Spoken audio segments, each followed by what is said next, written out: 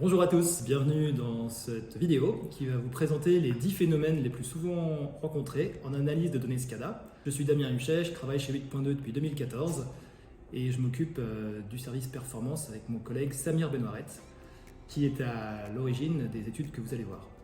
Nous allons prendre un par un les 10 phénomènes et puis nous allons les présenter. J'ai quelques graphes à vous montrer, quelques chiffres pour illustrer mon propos. Le point suivant que nous allons regarder ensemble, c'est la variation de performance dans le temps. On a cherché chez 8.2 à développer un algorithme pour être capable de suivre l'évolution de la performance d'une machine dans le temps, pour être capable de détecter un changement de software, un changement de réglage des pales de la machine, ou tout autre changement qui toucherait les performances.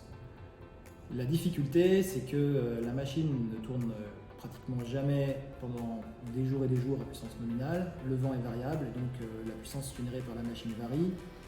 Notre objectif, c'était d'être capable de détecter rapidement un changement de comportement. Donc on a travaillé avec un réseau de neurones qui nous permet de simuler le fonctionnement de la machine. On utilise un échantillon de minimum un an de données. On va utiliser la moitié de l'échantillon pour entraîner notre réseau de neurones, pour simuler l'éolienne.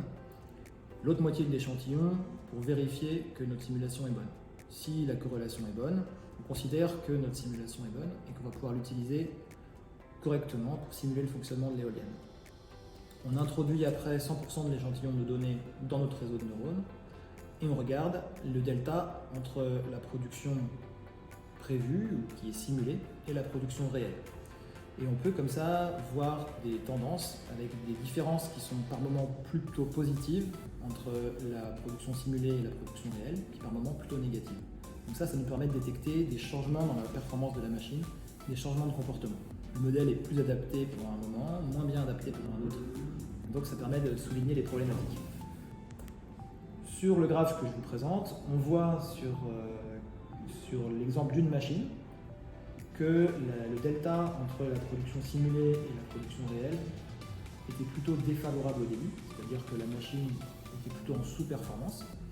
Et puis à partir d'une date donnée, là on est en février 2019, on voit que la tendance s'inverse et qu'on a plutôt tendance à être au-delà du modèle qui a été le nôtre. C'est-à-dire qu'il y a eu un changement sur la machine, un autre réglage, peut-être un changement de soft.